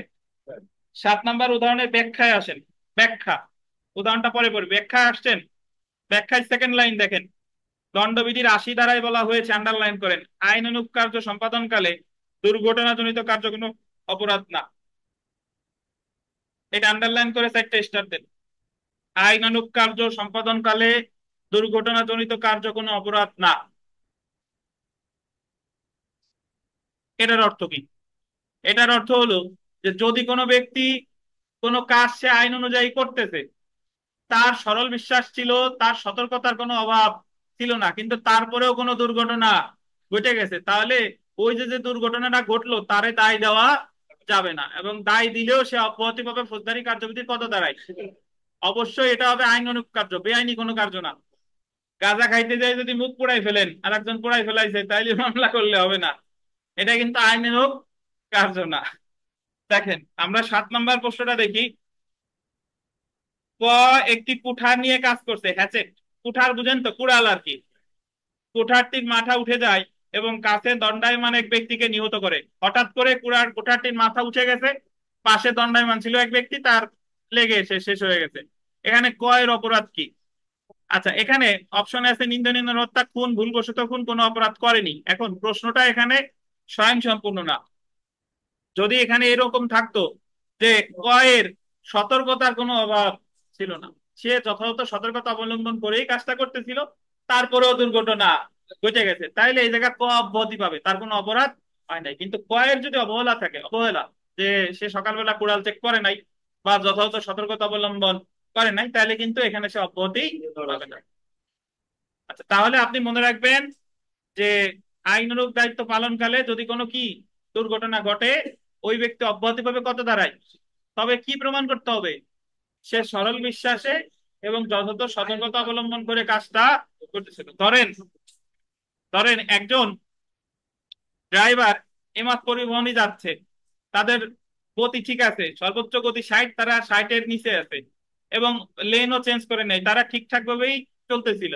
হঠাৎ করে একটা মানুষ, ধরেন পাগল ব্যক্তি, ওই হঠাৎ করে রাস্তার পাশ থেকে বাসের সামনে এসে পড়ে গেছে, বাসের নিচে পড়ে মারা গেছে। তাহলে এই ক্ষেত্রে মনে হতে পারে যে মাত পরিবহনের যে ড্রাইভার সে অপরাধ করছে, বাট উনি যদি প্রমাণ করতে পারে যে আমার গতি বেশি ছিল না, আমি এই জায়গা ঠিকঠাক ভাবে চালাচ্ছিলাম আইন অনুযায়ী, বাট উনি বরং আমার গাড়ির সামনে চলে আসছে, তাহলে ইমাত পরিবহনের ড্রাইভার অব্যাহতি পাবে কত দাঁড়ায়? 80 দাঁড়ায়। কিন্তু উনি যদি এটা প্রমাণ করতে না পারে যে ওনার সতর্কতার অভাব ছিল, সতর্কতার অভাব ছিল না, বরং এটা যদি দেখা যায় আসলে ওনার সতর্কতার অভাব ছিল, তাহলে কিন্তু উনি অব্যাহতি পাবেন। আচ্ছা, আশা করি 80 দ্বারা বুঝতে পারছেন।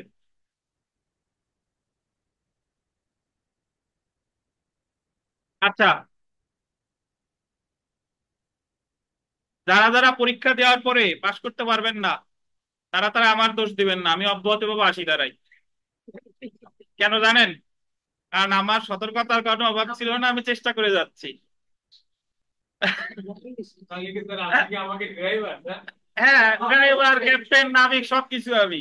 স্যার একই জি, দেখেন স্যার আমরা তো দেখেন শিশু, অপ্রকৃতিস্থ বা উন্মাদ ব্যক্তি বা মাতাল ব্যক্তির কার্য, এটার আগে আমাদের 81 ধারাটা জানতে হবে। 81 ধারাটা একটু লেখেন। যারা পুরাতন লেখা আছে তারা আবার ওই যা আছে লেখা আছে তাই লেখেন, অন্য কিছু দরকার নাই। যারা নতুন লেখা নাই তারা লেখেন।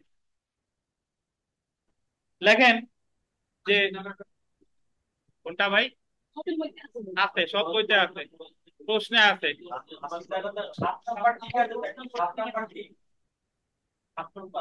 আপনার র্যাম স্লো, র্যাম বাড়াইতে হবে। ওই সামান্য একটুই আমি বলছি, সামান্য একটু টাইনে টুনে এত বড় বানাই দিচ্ছি। দেখেন 81 ধারাটা লেখেন, আগে 81 ধারা লেখেন। লেখেন যে বৃহত্তর ক্ষতি বৃহত্তর ক্ষতি এড়ানোর জন্য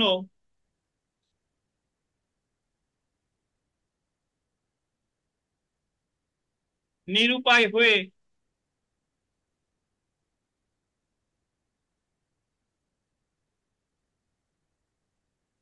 সরল বিশ্বাসে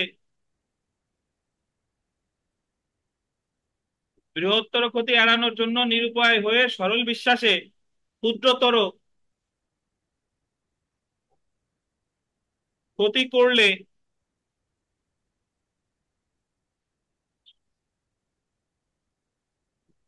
সেই ব্যক্তি অব্যাহতি পাবে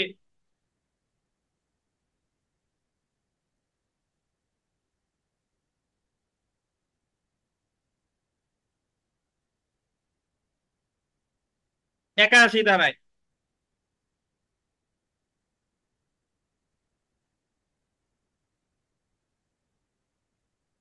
যেমন দিয়ে লেখেন জাহাজের উদাহরণ। হ্যাঁ, যেমন দিয়ে লেখেন জাহাজের উদাহরণ। উদাহরণ পুরো লেখা লাগবে না, আমি উদাহরণ একবার বললে আপনি মনে করবে। যেমন দিয়ে লেখেন জাহাজের উদাহরণ।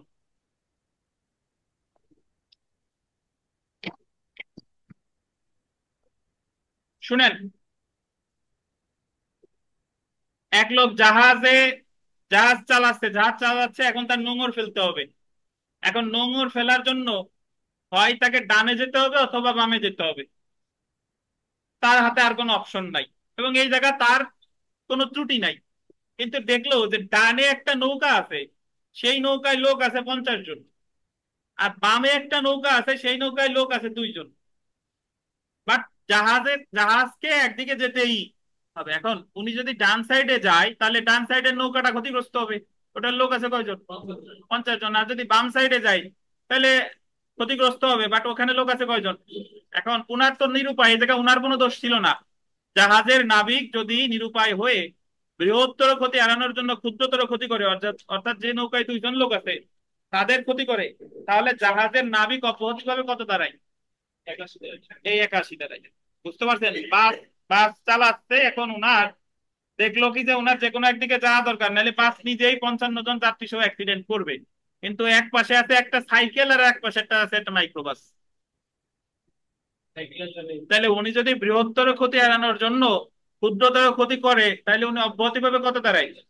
বাট এখানে আবারও বলি, এই জায়গায় ওই যে যে লোকটা বৃহত্তর ক্ষতি এড়ানোর জন্য ক্ষুদ্রতর ক্ষতি করতেছে, এই জায়গায় উনার অন্য কোনো উপায় ছিল না, এবং উনি এই কাজটা করেছে সরল বিশ্বাসে। এই জায়গায় উনার কোনো কি নাই, ত্রুটি নাই। বুঝতে পারছেন? মানে সে এখানে উভয় সংকটে পড়ে কাজটা করতে বাধ্য হয়েছে। তাহলে জাহাজের উদাহরণ দিলে এইটুক মনে পড়বে তো ইনশাল্লাহ, 81 দ্বারাই, যে বৃহত্তর ক্ষতি এড়ানোর জন্য যদি ক্ষুদ্রতর ক্ষতি করে, তাহলে এটা অব্যাহতি পাবে কত দ্বারাই বলেন? 81 দ্বারাই। এখন কেউ সিগনেচার করেন নাই, কেউ আছেন?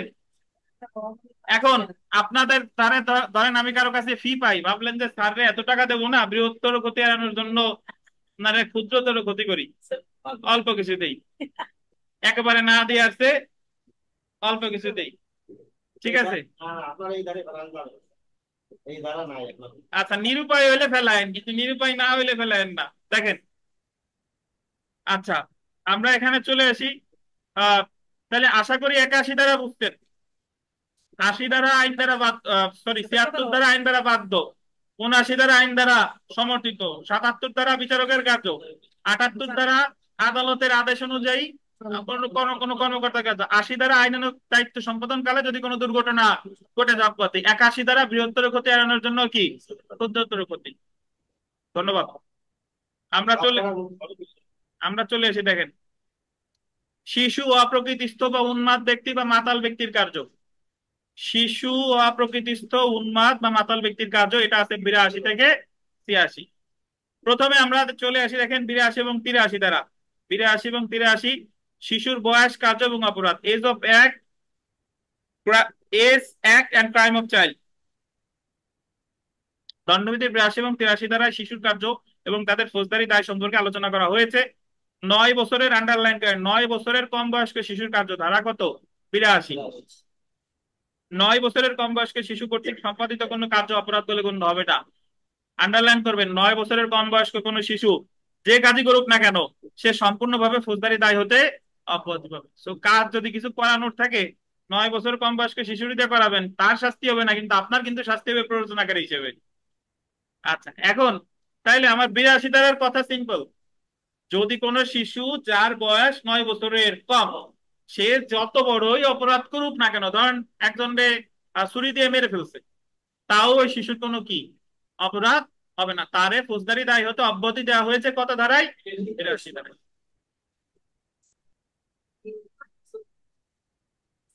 9 বছরের কম মানে একেবারে গেদা শিশুতে শুরু করে 9 বছরের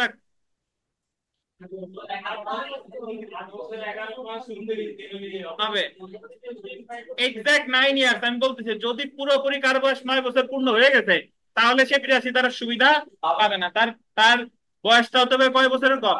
9 বছরের কম। বুঝতে পারছেন? ওই যে আপনারা ফেসবুকে যে দেখেন যে প্লিজ আমাকে ক্ষমা করে দাও, দেখছেন ভিডিও আম সেরছে, ও আম সেরছে কেউ যদি অন্য কিছু ছিঁড়ে নিয়ে যায়, তাও অব্যাহতি পাবে কত দাঁড়ায়? 82 দাঁড়ায়। ওর কোনো অপরাধ হবে না। আচ্ছা দেখেন দেখেন, আচ্ছা ভাই এবার দেখি 83 ধারাটা দেখেন, 9 বছরের অধিক কিন্তু 12 বছরের কম বয়স্ক শিশুর কার্য, গোল্ডেন ধারা 83। 9 বছরের বেশি কিন্তু 12 বছরের কম, 9 বছরের অধিক কিন্তু 12 বছরের কম, গোল দিবেন অপরিণত বোধ শক্তি সম্পন্ন শিশুর কাজ কোনো অপরাধ নয়। যার বয়স 9 বছরের বেশি কিন্তু 13 বছরের কম, তাকে হতে হবে অপরিণত বোধ শক্তি সম্পন্ন। অপরিণত বোধ শক্তি সম্পন্ন মানে হচ্ছে যে একজন 9 থেকে 12 বছরের শিশু যেভাবে তার বিচার বুদ্ধি বিবেক থাকা উচিত ছিল, সে সেইভাবে হয় নাই, তার বুদ্ধির বিকাশ সেভাবে হয় নাই, সে হচ্ছে অপরিণত বোধ শক্তি সম্পন্ন। অর্থাৎ 9 বছরের অধিক কিন্তু 12 বছরের কম বয়স্ক শিশুর ফৌজদারি কার্য শর্ত সাপেক্ষে অব্যাহতি দেওয়া হয়েছে। শর্তটি হলো শিশুর বোধ শক্তি এতদূর পর্যন্ত পরিপক্কতা লাভ করেনি যে তার নিজের কার্যের প্রকৃতি এবং পরিণতি বিচার করতে পারে। তাহলে 82 এবং 83 ধারার ভিতরে পার্থক্য কি? 82 ধারা হচ্ছে 9 বছরের কম, সে স্বাভাবিক সুস্থ শিশু বা অস্বাভাবিক যাই হোক না কেন। আর 9 বছরের বেশি 12 বছরের কম, সে কিন্তু সুস্থ না, সে হচ্ছে অপরিণত বোধ শক্তি সম্পন্ন। সে যদি কোনো কাজ করে তাহলে সে অব্যাহতি পাবে কত দাঁড়ায়? 83 দাঁড়ায়। আর যার বয়স পুরোপুরি 9 বছর কিন্তু সে অপরিণত বোধ শক্তি সম্পন্ন না, সে কি অব্যাহতি পাবে বলেন? সে অব্যাহতি পাবে না, সে কিছু করলে কিন্তু দায়ী হবে, দোষী হবে। আচ্ছা, জেনে রাখা ভালোতে আমরা চলে আসি। 82 দ্বারা প্রযোজ্য হবে 9 বছরের কম বয়স্ক শিশুর ক্ষেত্রে, এবং 83 দ্বারা প্রযোজ্য হবে 9 বছরের বেশি এবং 12 বছরের কম বয়স্ক অপরিণত বোধ শক্তি সম্পন্ন শিশুর ক্ষেত্রে। কিন্তু ঠিক এক্স্যাক্টলি 9 বছর বয়স্ক শিশুর ক্ষেত্রে 82 এবং 83 দ্বারা কিছু বলা হয়নি। তার মানে যার বয়স একেবারে পুরোপুরি 9 বছর সে কিন্তু কোনো কাজ করলে অপরাধ হিসেবে গণ্য হবে। হ্যাঁ হ্যাঁ, হবে হবে। আচ্ছা কেমন হয়েছে?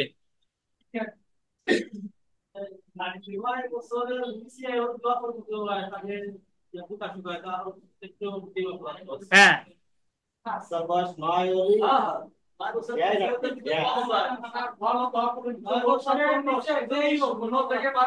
নয় বছরের আরে শুনেন বিকাশ, 9 বছরের নিচে যদি এই শুনেন, আচ্ছা ওনারে আমি বলি, 9 বছরের নিচে যদি একজন সুস্থ ব্যক্তিও করে তাও তো তার অপরাধ হচ্ছে না। সে জায়গায় যদি অসুস্থ করে ওর জন্যই তারও ছাড়।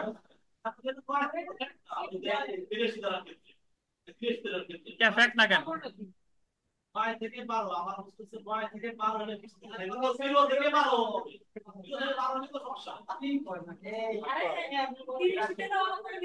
আচ্ছা আপাতত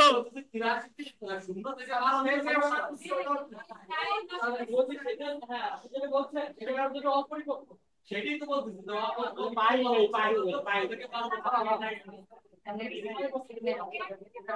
আচ্ছা শুনেন, এটা আমি আশা করি আপনারা যখন ওখানে যাবেন, আপনারাও আমি আশা করি একদিন এই জায়গা থেকে এমপি মন্ত্রী একজন বিচারপতি হবেন। তখন যদি কেউ হন তখন এইসব বিষয় নিয়ে আলোচনা করেন, ঠিক করেন। আচ্ছা আচ্ছা, দেখেন তাহলে আমরা বিগত বছরের প্রশ্নটা একটু দেখি। যে 1 নাম্বার, দণ্ডবিধি অনুসারে কত বছরের কম বয়স্ক শিশুর কর্মকাণ্ড শাস্তিযোগ্য অপরাধ হিসেবে গণ্য হবে না? দেখেন এই জায়গা কিন্তু মানে আপনার উত্তর কিন্তু 7 বছরও হয়, 8 বছরও হয়, 9 বছরও হয়, আবার কি 12 বছর হয়। কিন্তু এই জায়গা জাস্ট বলতে বোঝাচ্ছে যে কত বছরের কম বয়স্ক শিশুর কাজ? 9 বছরের, 9 বছরের, 9 বছর। 2 নাম্বার দেখেন, কত বছর বয়সের শিশু কোনো অপরাধ করলে তা অপরাধ বলে গণ্য হয় না? এই জায়গায় অপশন যতগুলো আছে উত্তর হবে কত? 7 বছর। এক্সাক্ট 9 ইয়ার্স অপরাধ করলে অপরাধ, 10 বছর অপরাধ করলে অপরাধ, 12 বছর অপরাধ করলে অপরাধ। তাহলে উত্তর হবে কি? 7। এখানে আর একটা জিনিস শুনেন, আমাদের দণ্ডবিধির সর্বশেষ সংশোধনী এসেছে 2004 সালে, যেখানে এই 82 ধারাটা সংশোধন করা হয়। এই জায়গা আগে বয়স ছিল 7 বছরের নিচে। 2004 সাল পর্যন্ত অপশন ছিল কি 7 বছরের নিচে, 2004-এ করা হলো কি 9 বছরের নিচে। ধন্যবাদ। নামাজের বিরতি, নামাজ শেষে আসেন, তারপরে আবার শুরু হবে। 18 বছরের নিচে করে দিলে ভালো হইতো না? তো 84 নাম্বারটা পড়বো, দেখেন 84 ধারা আর কি। 84 ধারা, অপ্রকৃতস্থ বা উন্মাদ ব্যক্তির কার্য, act of a person of unsound mind.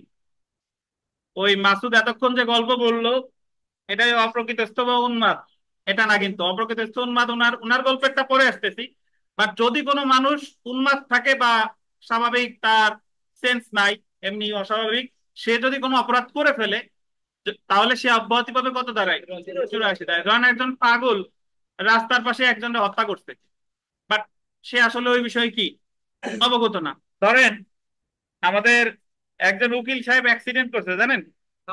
হবে। সাইফুল, সাইফুল সাহেবের খুবই খারাপ অবস্থা। ওনার হাড় ভাঙছে কয়েক জায়গায়, কোন জায়গায়? আবার আঘাত পাওয়ার পরে মস্তিষ্কেও হালকা এই জায়গায় মাথায় শিলা লাগছে। তো ওনার গতকাল যেটা শুনলাম যে ওনারা যখন উদ্ধার করতে গেছে, মানে ওনারা হসপিটালে ইমার্জেন্সিতে সেলাই দিতে পারতেছে না, মাথায় যে সেলাই দিবে সেলাই দিতে যাবে না, ওনারে ধরতে গেছে বিল্লাল সাহেব আর পিয়াল। বিল্লাল পিয়াল আর আরেকজন ধরতে গেছে কেন, ওই 3 জনরে ঘুষাইছে সাইফুল। ব্যথা চালায় না, ওই মুহূর্তে হয়তো বা তার মাথায় আঘাত লাগিয়া তার কি নাই, সেন্স নাই, বুঝতে পারছেন? তো সাইফুল যদি ওই মুহূর্তে কোনো ঘটনা ঘটায় ফেলাই তাহলে সে অব্যাহতি পাবো কত দাঁড়ায়? এই 84 দাঁড়ায়। তো দেখেন, 84 ধারার অধীন অপ্রকৃতস্থ ব্যক্তির কার্য অপরাধ বলে গণ্য হবে না যদি নিম্নলিখিত শর্ত পূরণ হয়। কার্য সংগঠনের সময় কার্য সম্পাদনকারী, আন্ডারলাইন করেন এটা, কার্য সংগঠনের সময় কার্য সম্পাদনকারী অবশ্যই অপ্রকৃতস্থ হতে হবে, অর্থাৎ যখন ঘটনাটা ঘটাইছে ওই মুহূর্তে সে অপ্রকৃতস্থ ছিল। এর আগে বা পরে অপ্রকৃতস্থ থাকলে হবে না, যখন ঘটনা ঘটাইছে তখন অপ্রকৃতস্থ থাকতে হবে। ধরেন যখন হত্যা করছে তখন সে সুস্থ ছিল কিন্তু পরে পাগল হয়ে গেছে, তার ক্ষেত্রে 84 কিন্তু প্রযোজ্য না। 2 নাম্বার, সে কার্যের প্রকৃতি বুঝতে বা সে যে কার্য করেছে তা যে বেআইনি বা আইনের পরিপন্থী তা বুঝতে কি ছিল, অক্ষম ছিল।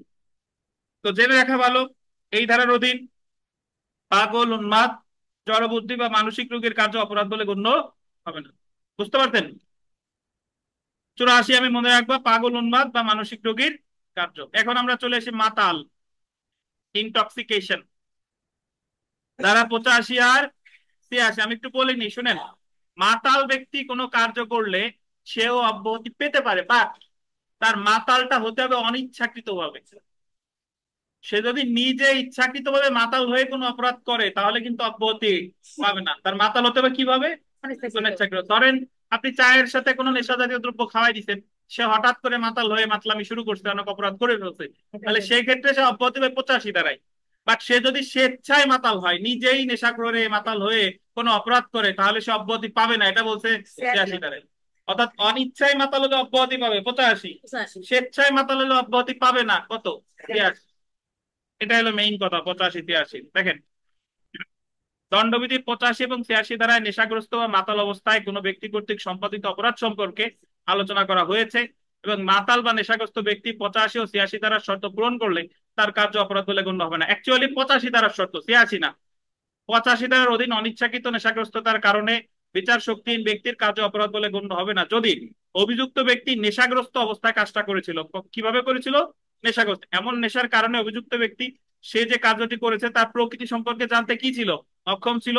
সে জানতো না যে যেটা করেছে সেটা বেআইনি বা আইনের কি ছিল, পরিপন্থী। যে জিনিসটা তাকে নেশাগ্রস্ত করেছিল তা বা তাকে খাওয়ানো বা প্রদান করা হয়েছিল, এটা আন্ডারলাইন করেন, তার ইচ্ছার বিরুদ্ধে, এগেনস্ট হিজ উইল, বা তার অগোচরে, উইদাউট হিজ নলেজ। এখানে আপনাদের পুরাতন বইতে নাই, একটু এই যে জেনে রাখা ভালো, যেটা কথাটা আছে যে অনিচ্ছাকৃত নেশাগ্রস্ততার কারণে সংগঠিত কোনো কার্য অপরাধ বলে গণ্য হবে না, আছে তো? এই জায়গা লিখবেন যে স্বেচ্ছাকৃত, স্বেচ্ছাকৃত, স্বেচ্ছাকৃত নেশাগ্রস্ততা যদি হয় তাহলে সেটা কি বলেন, অপরাধ। অনিচ্ছা হইলে হবে না, ইচ্ছাকৃত বললে হবে 86, আর অনিচ্ছা হইলে হবে না কত, 85। আচ্ছা, আমরা সেলফ প্র্যাকটিসে চলে আসি। সেলফ প্র্যাকটিসের 4 নাম্বার প্রশ্নটা পড়ি, যে কত বছর বয়স্ক অপরিণত বোধ শক্তি সম্পন্ন শিশুর কাজ অপরাধ নাই, কত বছর, 9 বছরের অধিক, 12 বছরের কম। এই জায়গা মোটামুটি যে প্রশ্ন আসলে, প্রশ্ন যা আসে পারবেন। আমরা চলে আসি 87 থেকে 90 পড়বো, কনসেন্ট বা সম্মতি। দেখেন, কনসেন্ট বা সম্মতি। তার আগে আমরা যতগুলা ধারা আজকে জেনারেল এক্সেপশনের পড়লাম, দেখেন 76 ধারায় ঘটনাগত ভুল করছে সরল বিশ্বাসে আইন দ্বারা বাধ্য বলে, 73-এর সাথে মনে রাখবো 79 ঘটনাগত ভুল করছে সরল বিশ্বাসে আইন দ্বারা সমর্থিত বলে।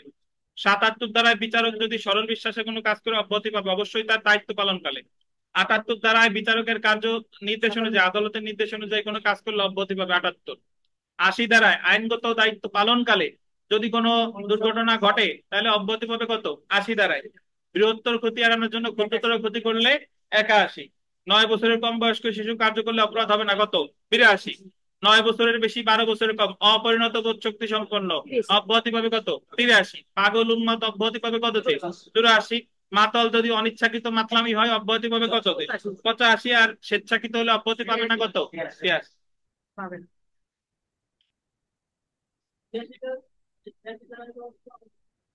ইচ্ছে করে খাইলো, বলেন। যেহেতু যে একটু বিশেষ জ্ঞানের প্রয়োজন হয়, ধরেন আমি জাহাজ চালাবো, তো এখন জাহাজ চালানোর জন্য যে স্পেশাল জ্ঞান লাগবে, ওই জাহাজের বুদ্ধি। এখন যদি টক্সিক ফুয়েল হয় সেক্ষেত্রে আসলে সে অপরাধী হবে না যদি তাকে ইচ্ছা জি, 85। সেটা অ্যাজিউমটা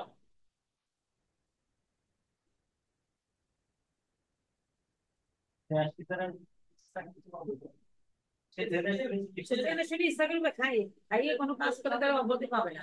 প্রশাসন একটা অন্যের মাধ্যমে তারা এটা পাবে।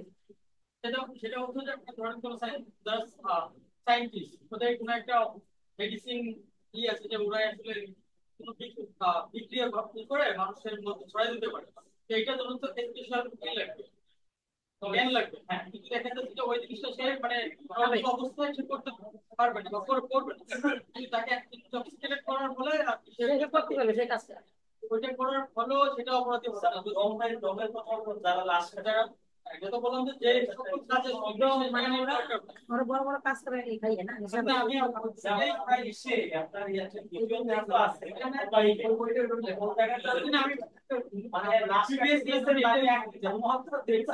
আচ্ছা আপনারা শুনেন,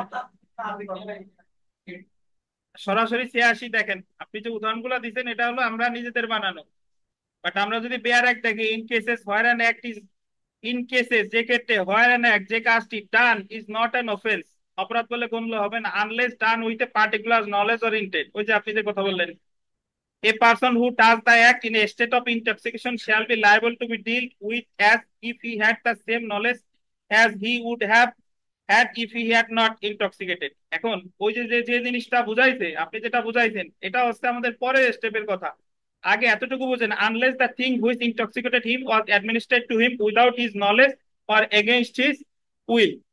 তা আপাতত আমাদের এতটুকু মনে রাখেন যে 85-তে হচ্ছে কি করছে, অনিচ্ছাকৃত, আর 86-তে হচ্ছে ইচ্ছাকৃত। সেকেন্ড টাইম যখন পড়বেন তখন এটা আপনার মাথায় ঢুকানো যাবে, কিন্তু এখন ওইটা ঢুকাইতে গেলে এখন ওই জিনিসটা আরো জটিল হয়ে যাবে। আপাতত মনে রাখেন যে 85 দ্বারাই অব্যাহতি পাবে। জি, আর 86-তে পাবেন দেখেন আমরা 87 দ্বারাই পড়ি। 87-তে বললে সম্মতি বা কনসেন্ট। আপনি 18 বছরের বেশি বয়স্ক কোনো ব্যক্তির সম্মতি নিছেন এমন একটা কাজের জন্য যে কাজে সাধারণত মৃত্যু বা গুরুতর আঘাতের কোনো সম্ভাবনা নাই, কিন্তু পরবর্তীতে মৃত্যু বা গুরুতর আঘাত টাইপের কোনো দুর্ঘটনা যদি ঘটে যায় তাহলে আপনি অব্যাহতি পাবেন 87 দ্বারায়। এখন 87 দ্বারায় একটা বয়সের সীমা দিতে, কত বছরের বেশি? ধরেন আমি রুবেল সাহেবকে বললাম যে রুবেল সাহেব চলেন আমরা ফুটবল খেলি, ওনার বয়স ডেফিনেটলি 18 বছরের বেশি। উনি ফুটবল খেলতে গেলাম, গিয়ে আছাড় খেয়ে যদি ওনার পা ভেঙে যায় তাহলে এই জায়গা ওনার পা ভাঙার দায় আমারে দিতে পারবে না, কারণ উনি এই কাজটাই কি দিছিল, সম্মতি দিছিল। ওনার বয়স কত? 18 বছরের বেশি। তবে আমারে দায়ী করা যাবে যদি আমি এই কাজটা, ধরেন ফুটবল খেলার সময় ফাউল প্লে করছি, যে উনার আমি ল্যাং মারছি, উনি পড়ে গিয়ে পা ভেঙে গেছে, তাইলে আবার আমি কিন্তু দায়ী হব। বাট এই জায়গা যার সম্মতি নেওয়া হলো 87 দ্বারাই, তার বয়স হতে হবে কত? 18 বছরের বেশি, এবং এই কাজে সাধারণত মৃত্যু বা গুরুতর আঘাতের কোনো সম্ভাবনা নাই। দেখেন একটু পড়ি, 87 ধারার কোনো কিছু অপরাধ বলে গণ্য হবে না। এটা একটু দেখি, 87 ধারার কোনো কিছু অপরাধ বলে গণ্য হবে না যদি অভিযুক্ত ব্যক্তি গোল দেন, 18 বছরের বেশি বয়সের গোল দিবেন সম্মতি নিয়ে এমন কোন কাজ করে যেটা অভিযুক্ত ব্যক্তির, আন্ডারলাইন করেন, মৃত্যু বা গুরুতর আঘাত ঘটানোর অভিপ্রায় ছাড়া করে। ওই কাজটা করা হয়েছে কি, মৃত্যু বা গুরুতর আঘাত ঘটানোর অভিপ্রায় ছাড়া, এবং সে জানে না যে এমন কাজ সম্ভবত মৃত্যু বা গুরুতর আঘাত জখম ঘটাতে পারে। 88 দ্বারা পরে পড়বো, আগে আমরা এখানে একটা উদাহরণে চলে আসি। ওই 2 নাম্বার সেলফ প্র্যাকটিসের 2 নাম্বার প্রশ্নটা দেখেন, সেলফ প্র্যাকটিসের 2, এ ও বি আনন্দ করার জন্য পরস্পর ওসি খেলার জন্য একমত হয়। ওসি খেলা মানে কি?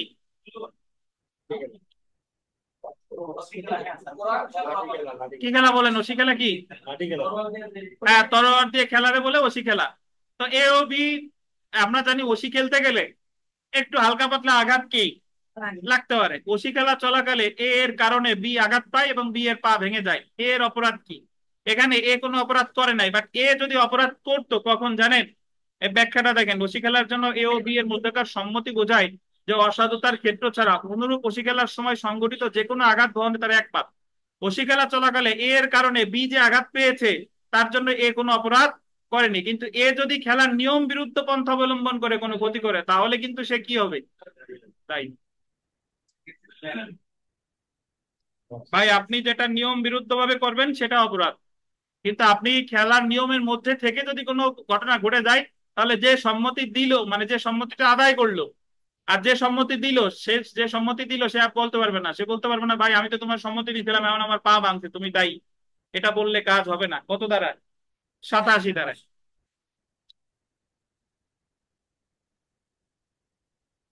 আচ্ছা, আমরা 88 দ্বারায় চলে আসি, দেখেন।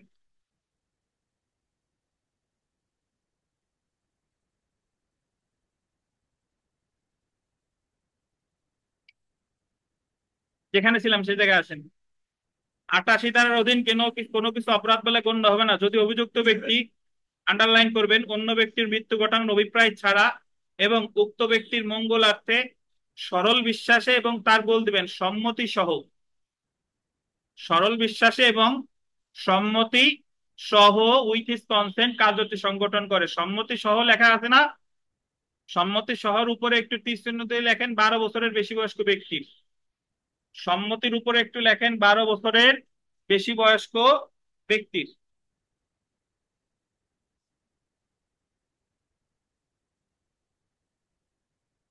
পাইছেন? 12 বছরের বেশি বয়স্ক ব্যক্তির।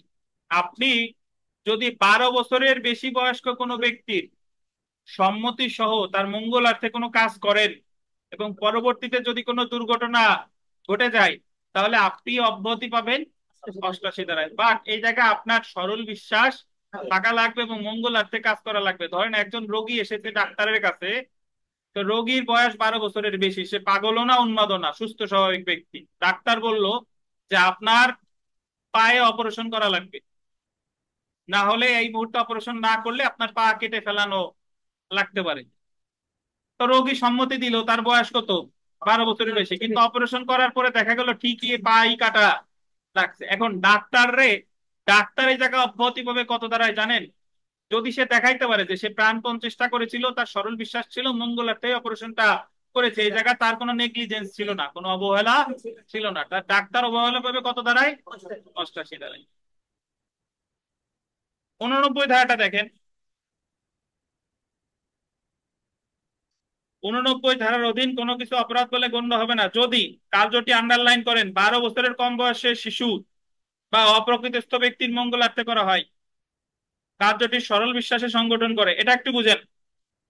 ধরেন ডাক্তারের কাছে রোগী আসছে, সে পাগল, তার বয়স 12 বছরের কম, তার মানে তার নিজের সম্মতি দেওয়ার কোনো যোগ্যতা নাই। তার তার অভিভাবক, তার পিতামাতা বা যাই হোক না কেন, বড় ভাই, অভিভাবক এসে ডাক্তারে বললো যে ডাক্তার সাহেব অপারেশন করেন, সম্মতি দিল এবং ডাক্তার সাহেব অপারেশন করতে করার পর দেখা গেল যে যে জন্য অপারেশন করেছিল সেটা ঠিক হয় নাই, বরং আরেকটু খারাপ হয়ে গেছে।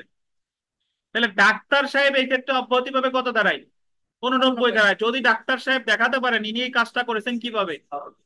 সরল বিশ্বাসে আর মঙ্গলার্থে। তাহলে 88 আর 89 মধ্যে পার্থক্য কি?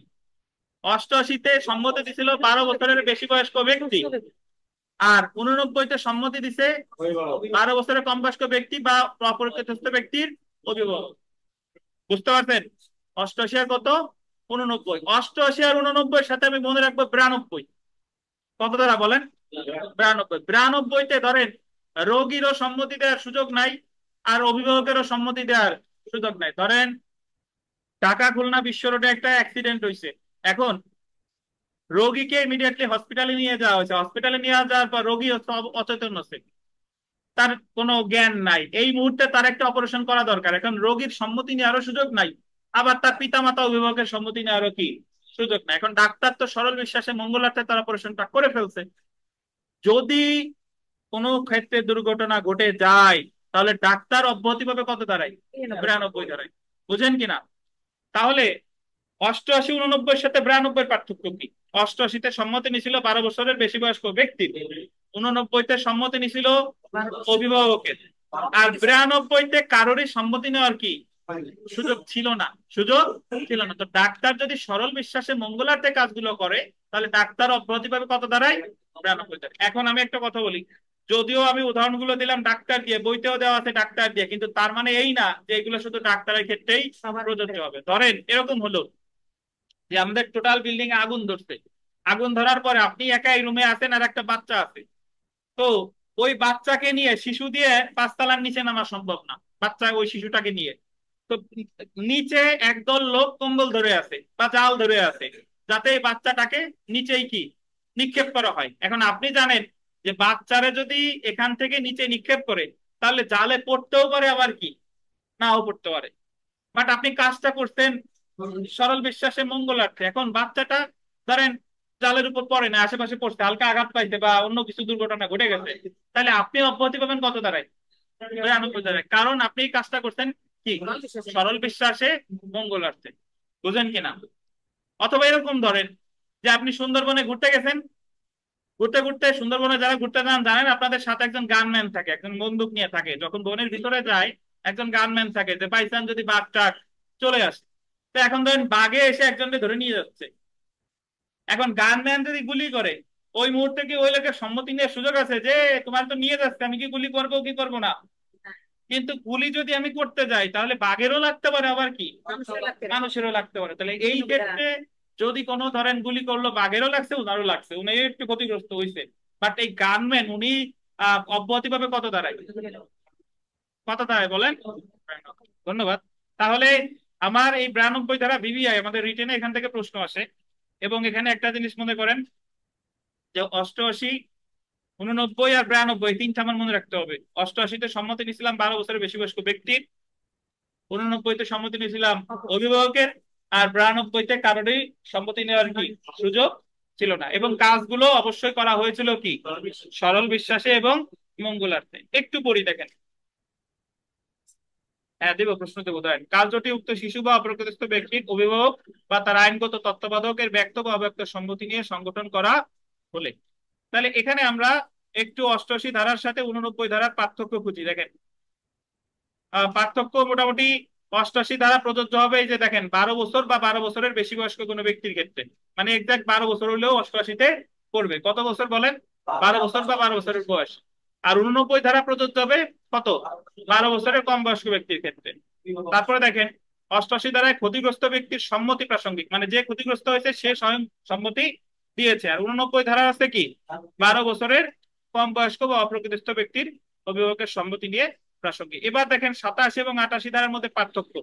87 ধারার 88, 87 ধারা হলো একটু আগে ওই যে ওসি খেলার জন্য মত নিল, এই ক্ষেত্রে বয়স হবে কত? 18 বছরের বেশি। আর 88 ধারায় বয়স হবে 12 বছরের, 12 বছর বা তা 12 বছরের বেশি।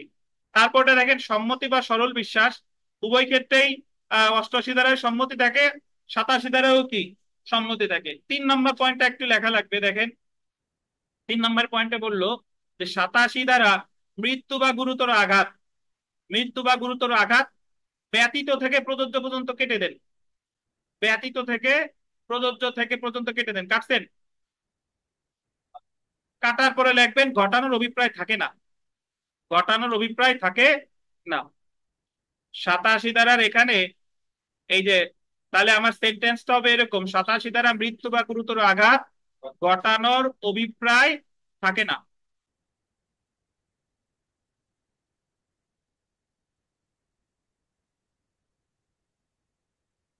88 ধারাটা দেখেন, 88 ধারা মৃত্যু, এখানে ব্যতীত থেকে প্রযোজ্য পর্যন্ত কেটে দেন, এখানে লিখবেন মৃত্যু ঘটানোর অভিপ্রায় থাকে না।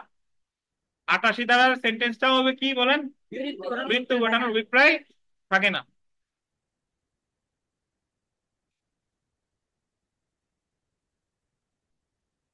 লিখেছেন?